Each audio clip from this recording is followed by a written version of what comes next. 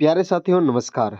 स्वागत है आपका एक और नए प्रैक्टिस सेट में। यह प्रैक्टिस सेट नंबर 8 है, जो कि दिल्ली पुलिस कांस्टेबल 2025 की भर्ती के लिए काफ़ी इम्पोर्टेंट रहने वाले हैं।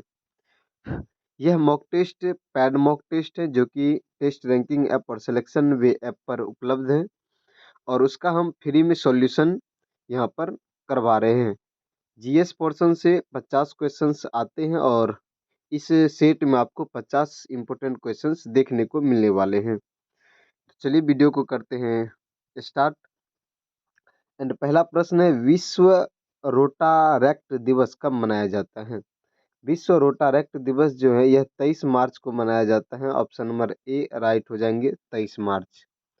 क्वेश्चन नंबर 2 है, हाल ही में लॉन्च की गई 2024 के लिए भारत में आवास रुझान और प्रगति पर एनएचबी एनएचबी की रिपोर्ट के अनुसार व्यक्तिगत आवास ऋणों में 44% हिस्सा किस समूह का है? तो 44% हिस्सा जो है मध्यम आय वर्ग के लोगों का है। ऑप्शन नंबर सी राइट हो जाएंगे, मध्यम वर्ग के लोगों का हिस्सा है। क्वेश्चन नंबर 3 है, 2025 आईपीएल सीजन के लिए दिल्ली कैपिटल्स का कप्तान किसे नियुक्त किया गया है?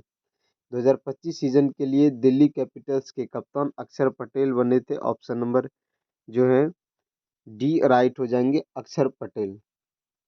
क्वेश्चन नंबर 4 है, मार्च 2025 तक पीएम सूर्य घर योजना ने कितने रूफटॉप सोलर इंस्टॉलेशन हासिल किए हैं? तो पीएम सूर्य घर योजना जो है इन्होंने लगभग 10 लाख घरों में जो है इन्होंने सोलर इंस्टॉलेशन किया है। ऑप्शन नंबर सी राइट हो जाएंगे। क्वेश्चन नंबर 5 है, निम्नलिखित में से कौन सी अंतरिक्ष एजेंसी एस्पेरेक्स एस्पेरेक्स टेलीस्कोप लॉन्च करने के लिए तैयार है, जिनका उद्देश्य ब्रह्मांड का व्यापक दृश्य प्रदान करना है? तो ये है नासा का नासा का अंतरिक्ष एजेंसी है, जिन्होंने एस्पेरेक्स टेलीस्कोप लॉन्च करने के लिए तैयार हुए हैं। ऑप्शन नंबर सी राइट हो जाएंगे। क्वेश्चन नंबर जो है 6 है, हाल ही में राष्ट्रपति डोनाल्ड ट्रंप द्वारा एफबीआई उप निदेशक के रूप में किसे नियुक्त किया गया है?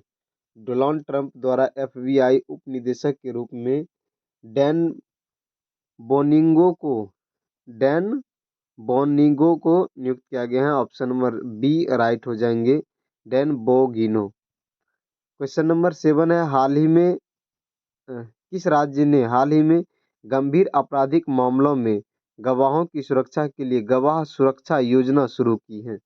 गवाह सुरक्षा योजना जो है हरियाणा सरकार शुरू की है। ऑप्शन नंबर जो है ए राइट हो जाएंगे, हरियाणा सरकार। हरियाणा के वर्तमान में सीएम कौन है? तो हरियाणा के वर्तमान में सीएम नायब सिंह सैनी है। कौन है? नायब सिंह सैनी है। क्वेश्चन नंबर 8 है, हैदराबाद का अंतिम निजाम यानी शासक कौन था? हैदराबाद का अंतिम निजाम मीर उस्मान अली खान थे। ऑप्शन नंबर डी राइट हो जाएंगे, मीर उस्मान अली खान। क्वेश्चन नंबर 9 है, दक्षिण अफ्रीका के निम्नलिखित में से किस रेलवे स्टेशन पर गांधी जी को प्रथम श्रेणी के डिब्बे से बाहर निकलने पर ट्रेन से बाहर फेंक दिया था? तो दक्षिण अफ्रीका के जो पीटर मैरिट्सबर्ग स्टेशन थे, रेलवे स्टेशन थे, वहां से उन्हें बाहर फेंक दिया गया था। यह घटना तब हुई थी जब उन्होंने वैध टिकट होने के बावजूद भी, मतलब लीगल टिकट थे उसके पास, फिर भी उसको जो है प्रथम श्रेणी के डिब्बे से बाहर निकलने को कहा गया और जब उन्होंने निकलने से इनकार कर दिया तो उन्हें मतलब ट्रेन से धक्का देकर बाहर कर दिया। ये कौन से स्टेशन थे? तो पीटर मैरिट्सबर्ग स्टेशन थे। यह घटना सन 1983 की घटना है। ठीक है। क्वेश्चन नंबर सॉरी सॉरी 1983 कह रहे हैं, 1883 की घटना है। ये सन 1883 की सॉरी ये घटना जो है 1893 ईस्वी की है। हमें याद नहीं आ रहा था, 1893 ईस्वी की। क्वेश्चन नंबर 10 है, दांडी मार्च गुजरात में नमक की खानों तक पैदल लगभग कितने मील की यात्रा की थी? दांडी मार्च में लगभग 240 मील की यात्रा तय की थी। दांडी मार्च कब हुआ था? 1930 ईस्वी में। महात्मा गांधी और उनके सहयोगियों ने मिलकर जो है अहमदाबाद के साबरमती आश्रम से शुरू होकर वह गुजरात के जो तटीय इलाका है, गांव है दांडी एक है, वहां तक उन्होंने यात्रा किया था। लगभग 240 मील की यह दूरी थी, जिसमें कि लगभग उन्होंने 24 दिनों तक वो चलते रहा था। क्वेश्चन नंबर 11 है, भारतीय सरकारी गोपनीयता अधिनियम कब पारित किया गया जिसने प्रेस की स्वतंत्रता को प्रतिबंधित कर दिया?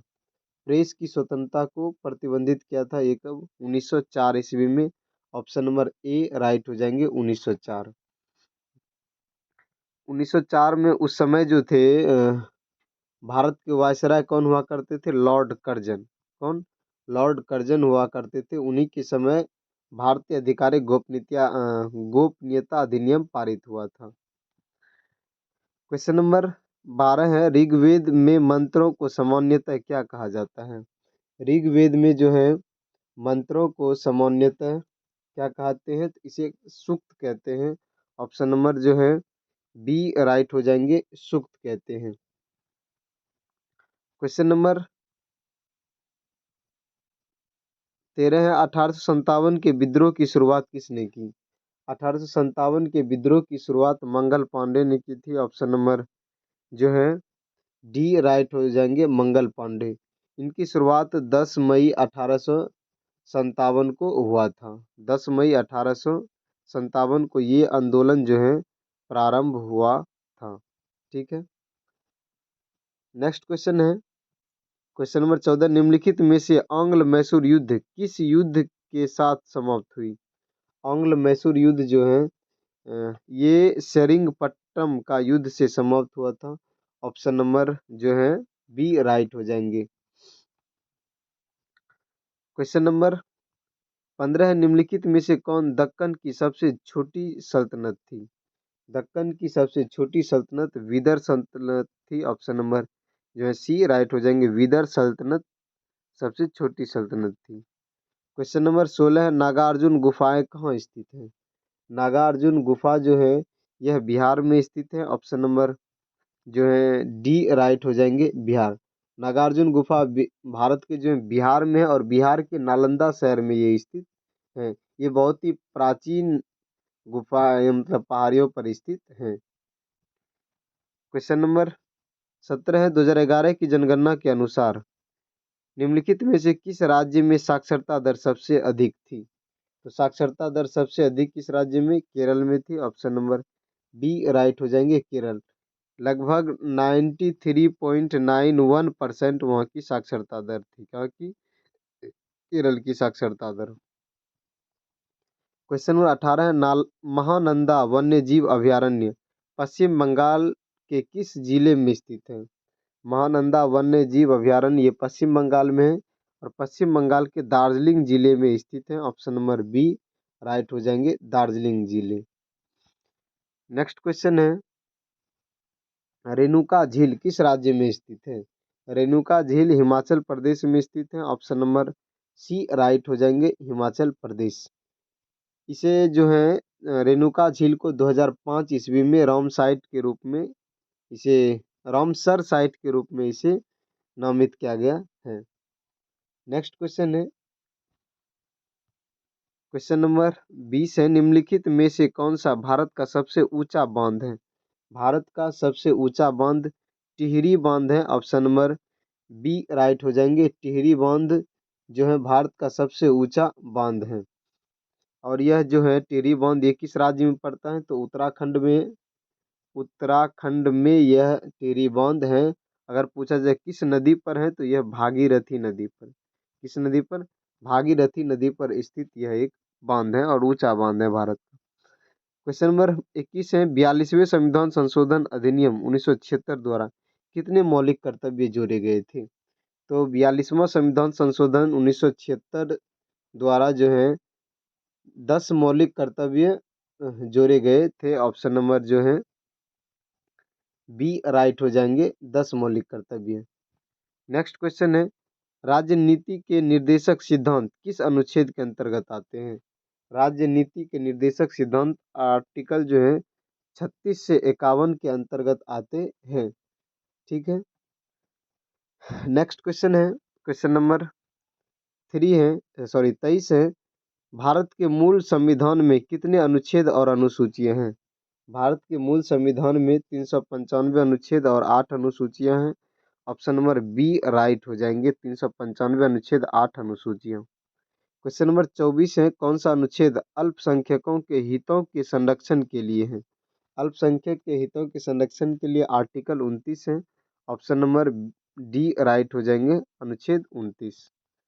क्वेश्चन नंबर 25 है, कौन सा अनुच्छेद धार्मिक मामलों के प्रबंधन की स्वतंत्रता की गारंटी देता है? तो अनुच्छेद 26 जो है धार्मिक मामलों के प्रबंधन की स्वतंत्रता की गारंटी देता है। ऑप्शन नंबर बी राइट हो जाएंगे। क्वेश्चन नंबर 26 है, भारतीय संविधान के किस अनुच्छेद के तहत स्वतंत्रता के अधिकार में कोई भी पेशा, व्यवसाय, व्यापार या कारोबार करने का अधिकार शामिल है? तो अनुच्छेद जो है 19 से 22 में कोई भी पेशा, व्यापार या कारोबार करने का अधिकार है। ऑप्शन नंबर सी राइट हो जाएंगे। क्वेश्चन नंबर 27 है, भारत के संविधान के किस अनुच्छेद के तहत राष्ट्रपति किसी राज्य का प्रशासन अपने हाथ में ले सकते हैं यदि उसकी संवैधानिक मशीनरी टूट जाती है? तो अनुच्छेद 356 के तहत वह राष्ट्रपति शासन वहां पर लागू हो सकता है। नेक्स्ट क्वेश्चन है 28 नंबर, भारतीय संविधान ने डैश से शासन का कैबिनेट स्वरूप उधार लिया है? भारतीय संविधान जो है यूनाइटेड किंगडम यानी कि ब्रिटेन से कैबिनेट शासन प्रणाली को अपनाया है। ऑप्शन नंबर जो है बी राइट हो जाएंगे, यूनाइटेड किंगडम यानी ब्रिटेन से। नेक्स्ट क्वेश्चन है, क्वेश्चन नंबर 29 है, निम्नलिखित में से कौन सा बाजरा या मोटे अनाज का उदाहरण नहीं है? बाजरा या मोटे अनाज का उदाहरण कौन सा नहीं है? तो गेहूं नहीं है। ऑप्शन नंबर जो है सी राइट हो जाएंगे, गेहूं जो है बाजरा या मोटे अनाज का उदाहरण नहीं है। इसके अलावा ज्वार हो गए, रागी हो गए और बाजरा, सभी प्रकार के ये जो है बाजरा है और ये छोटे बीज वाले अनाज का एक समूह होता है। वहीं अगर बात करें दूसरी ओर गेहूं जो है एक अनाज है जो कि आमतौर पर आटा बनाने के लिए उपयोग किया जाता है। क्वेश्चन नंबर 30 है, लिडली, बॉडी, गुहिया, सुकरी और जोगजरी निम्नलिखित में से किस नदी की सहायक नदी है? तो ये सभी जो है लूनी नदी की सहायक नदी है। ऑप्शन नंबर जो है बी राइट हो जाएंगे, लूनी नदी। इस नदी की लंबाई लगभग 495 किलोमीटर है, जो कि पश्चिमी राजस्थान में इसे मारवाड़ की गंगा भी कहते हैं। क्वेश्चन नंबर 31 है, निम्नलिखित में से कौन जो है भारत के 8 मुख्य उद्योगों में से एक नहीं है? तो कौन सा नहीं है, ये क्वेश्चन पे ही डाउट। ठीक है, इसको देखते हैं। नेक्स्ट क्वेश्चन है, क्वेश्चन 32 है, एक सरकारी योजना है जिसका उद्देश्य असंगठित श्रमिकों की वृद्धावस्था सुरक्षा और सामाजिक सुरक्षा है। तो प्रधानमंत्री श्रम योगी मानधन योजना जो है यह एक सरकारी योजना है जिसका उद्देश्य क्या है कि जो असंगठित श्रमिक हैं उसकी वृद्धावस्था में उसकी सुरक्षा और करना उसकी जिम्मेदारी है। नेक्स्ट क्वेश्चन है, क्वेश्चन नंबर 33 है, भारत सरकार ने वर्ष डैश में एन के सिंह की अध्यक्षता में राजकोषीय उत्तरदायित्व और बजट प्रबंधन अधिनियम 2003 की समीक्षा के लिए एक समिति का गठन किया था। तो कब गठन किया गया था? 2016 में गठन किया गया था। ऑप्शन नंबर बी राइट हो जाएंगे, 2016। क्वेश्चन नंबर 34 है, सूक्ष्म वित्त संस्थान क्षेत्र में मुद्दों और चिंताओं का अध्ययन करने के लिए आरबीआई द्वारा निम्नलिखित में से कौन सी समिति गठित की गई थी? तो आरबीआई द्वारा जो है वाई एच मालेगाम समिति, वाई एच मालेगाम समिति का गठन किया गया था। ऑप्शन नंबर सी राइट हो जाएंगे। वाई एच मालेगाम समिति का गठन जो है भारतीय रिजर्व बैंक यानी आरबीआई, आरबीआई द्वारा जो है आरबीआई द्वारा 2010 में किया गया था।